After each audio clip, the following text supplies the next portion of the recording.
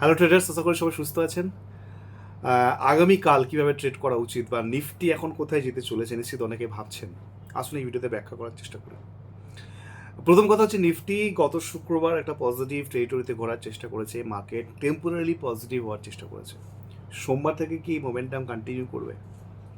দেখুন, আমি শুরুতেই বলে দিই, যদি আমরা একদম প্রাইমারিলি এক সপ্তাহের কথা ভাবি, 3 দিন 4 দিনের কথা ভাবি, তাহলে মার্কেটের মূল ট্রেন্ড কিন্তু ডাউনে রয়েছে, কিন্তু টেম্পোরারি বা সেকেন্ডারি ট্রেন্ড কিন্তু পজিটিভ রয়েছে। তার মানে মার্কেট শুক্রবার দিন কিন্তু টেম্পোরারি পজিটিভ হয়েছে। এই পজিটিভিটি সোমবার বা মঙ্গলবার এক্সটেন্ড করছে কিনা, কতটা গ্যাপ আপ খুলছে বা গ্যাপ ডাউন খুলছে, সেটার উপর ডিপেন্ড করছে। কিন্তু প্রাইমারি ট্রেন্ড কিন্তু মার্কেটে এই মুহূর্তে নেগেটিভ রয়েছে।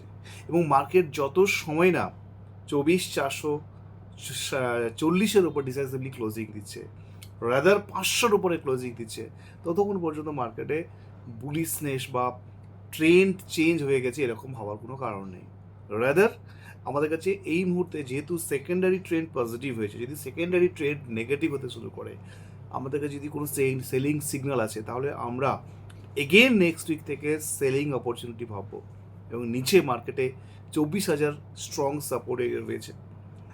তো মার্কেট যদি ফল করে তাহলে 24,000 অবধি মোটামুটি মার্কেট ফল করতে পারে। আপাতত যদি কেউ ট্রেড করতে চান, কালকে পজিটিভ ট্রেড থেকে বিরত থাকতে হবে।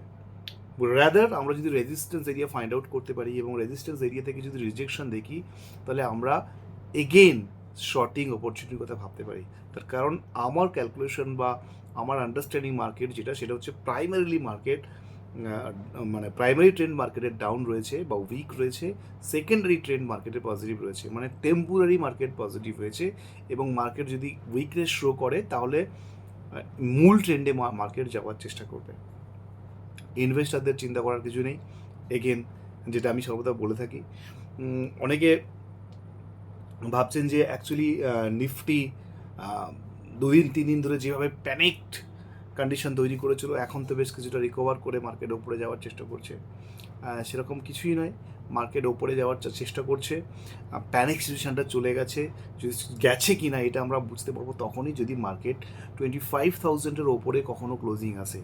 তার আগে পর্যন্ত প্যানিক সিজন চলে গেছে এরকম ভাবার কোনো কারণ নেই।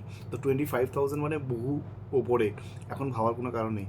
যেহেতু মার্কেট একটা প্যানিক সিজন ক্রিয়েট করেছিল, এই মুহূর্তে মার্কেট পজ করে মার্কেট সাইডওয়েজ ট্রেন্ডে যাওয়ার চেষ্টা করছে। সে কারণে মার্কেটের মূল ট্রেন্ড কিন্তু উইক রয়েছে। এবং আমি আশা করছি মার্কেট এই উইকনেস এই সপ্তাহটা এক্সটেন্ড করবে। এটা হচ্ছে মূল কথা। আমার এক্সপেকটেশন মার্কেটে এই উইকনেস এই উইকটা অ্যাটলিস্ট এক্সটেন্ড করা উচিত। সেটা করছে কিনা, কালকে কতটা গ্যাপ ডাউন হচ্ছে বা গ্যাপ আপ ওপেন হচ্ছে, বা কীভাবে মার্কেট ওপেন হচ্ছে, কীভাবে মার্কেট বিহেভ করছে, সেটার উপরে কিন্তু অনেক কিছু ডিপেন্ড করবে। বরং আমি যেটা বলতে চাইছি, আমার কিন্তু বায়াসনেস কিন্তু নেগেটিভ। আমি কিন্তু রেজিস্ট্যান্স এরিয়া থেকে যদি মার্কেটের রিজেকশন আসে, শর্টিং অপরচুনিটির কথা ভাববো। এটা সহজ কথা। আর বাইংয়ের জন্য যদি ভাবতে হয়, তাহলে মার্কেটকে 24,440-এর উপর ডিসাইসিভলি ক্লোজ দিতে দিন।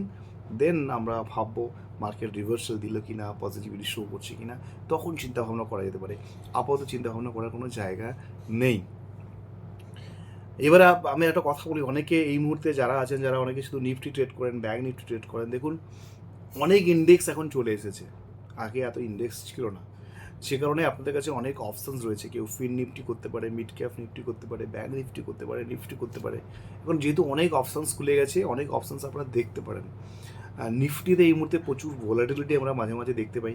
যদিও লাস্ট 2 সপ্তাহ বা 20 দিন মার্কেট মোটামুটি কম ভোলাটাইল হয়েছে, বা মার্কেট যেভাবে বিহেভ করা উচিত সেভাবেই মার্কেট বিহেভ করেছে। যে কারণে আপনারা দেখেছেন, আমরা টেলিগ্রামে যা প্রেডিকশন করেছি, most of them have become correct. এই কারণেই কারেক্ট হয়েছে, তার কারণ মার্কেট অরিজিনালি যা বিহেভ করা উচিত সেরকমভাবে বিহেভ করেছে। তো নেক্সট উইক থেকে মার্কেট অরিজিনাল বিহেভ করছে নাকি আবার সেই একই রকমভাবে ভোলাটিলিটি বেড়ে যাচ্ছে, সেটা দেখার বিষয় আছে। যদি ভোলাটিলিটি সেম থাকে, তাহলে মার্কেটের যা এক্সপেকটেশন বা যা আমি বলছি, মার্কেট হয়তো সেভাবেই বিহেভ করবে। মনে রাখবেন, যদি আপনাকে মার্কেট 2 দিন 3 দিন 4 দিন প্রফিট দিয়ে দেয়, তারপরে কিন্তু মার্কেট আপনার কাছ থেকে টাকা নেওয়ার চেষ্টা করবে। তো 3 দিন 4 দিন যদি প্রফিটেবল হয়ে যান, তারপরে সাবধান হয়ে যান। হয় পজিশন সাইজিং একদম ছোট করে দিন, অথবা স্টপ লস স্ট্রিক্ট মেনটেন করুন, অথবা দুদিন বিশ্রাম নিন। কারণ মার্কেটে এটা ধরন আপনাকে 20টা ট্রেডিং ডে যদি হয়, 20টা ট্রেডিং ডেতে আপনাকে প্রফিট দেবে না, মার্কেট 5-7 দিন আপনার কাছ থেকে লস নেবে।